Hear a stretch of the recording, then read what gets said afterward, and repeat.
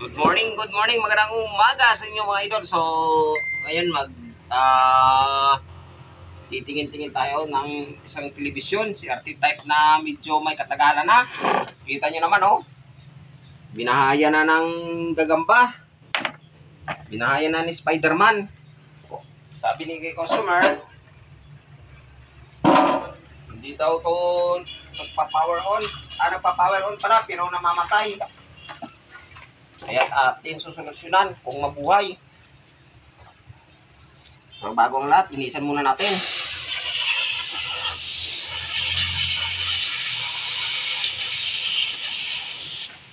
Wala pang hangin yung compressor.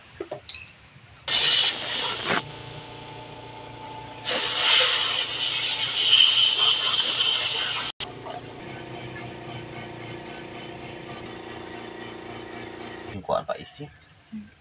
So ito yung board ng ating television mga idol na pa-repair na pala to ni customer. Kita nyo naman oh. Yan, dito na dinugtong sa labas. So check natin. Baka sakaling matsambahan natin at mapagana.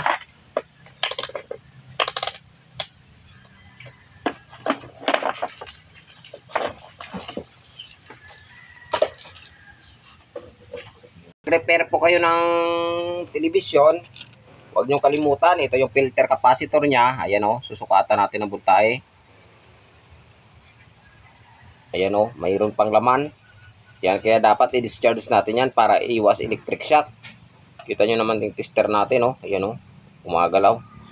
So, discharge natin gamit tong soldering iron. Ganito na ako mag-discharge. Natutunan ko to nung nag-aral pa ako sa TESDA. Yan, ilagay mo lang sa dalawang terminal ng capacitor yung saksakan ng soldering iron.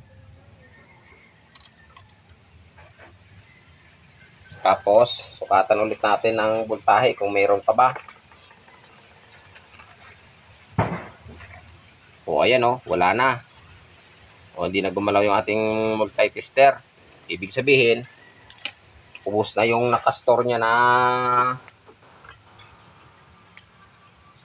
power. Bakit?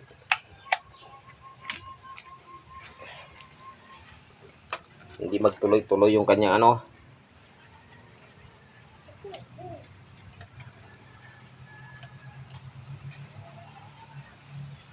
Okay naman yung regulator. Tapos meron siya ditong diodes.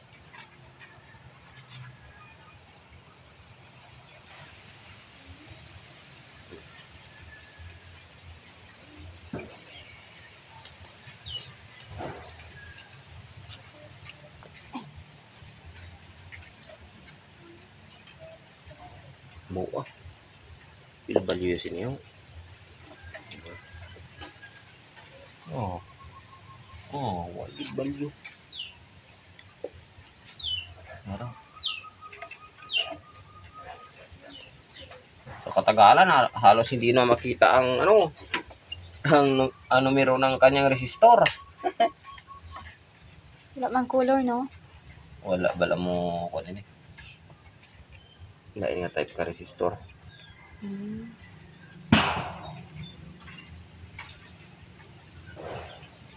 100K. 100K. Iwan ko lang kung makita sa camera, pero yung value nakalagay dito 100 kilo ohms. So, tester natin.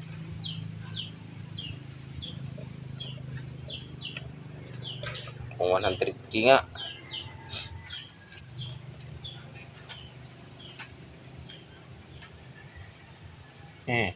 Wala na eh. Open na to eh.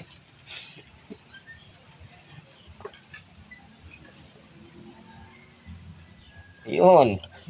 So ito ang sira yung ating television. 100K pero wala eh. Oh. Tingnan nyo naman yung multi-tester natin. 100K yung nakalagay. Iwan ko lang kung makita. Hindi. Aray palapit gid. Dalay. Hindi makita. Pero ako nakikita ko 100 kilo ohms yung ano. Ewan ko lang kung Ara. Yan, yan. Lip dida sa kilid. Saan na ba yun? Na. Yan, 100 kN. Ohms. Yan, 100. So, yan, ulitin pakita natin. Hindi, tiga. Ma'am. Sige pa. Yan, ito, 1. Tapos 0, 0. Tapos key. Tapos ohms value. So 100 kilo ohms, pero yung ating pag tinester natin, wala. Nilagay ko lang sa times 1 key yung aking multi-tester. Yan. Dapat gagalaw yan eh. Pero wala eh. Wala. Pero yan na. Para basic. Yan. Wala. 100 kilo ohms. So, ngayon, hanap tayo ng 100 kilo ohms sa tindahan kung meron tayong makita.